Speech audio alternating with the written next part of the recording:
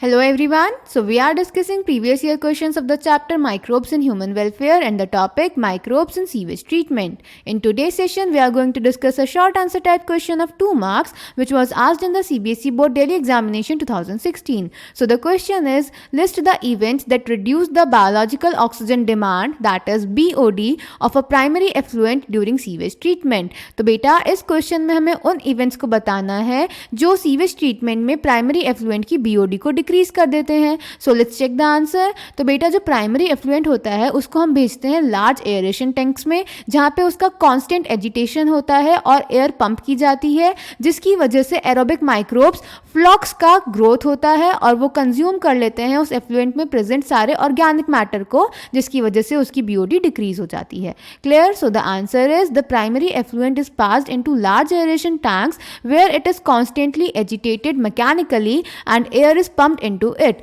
This allows vigorous growth of useful aerobic microbes into flocks, masses of bacteria associated with fungal filaments to form mesh-like structures.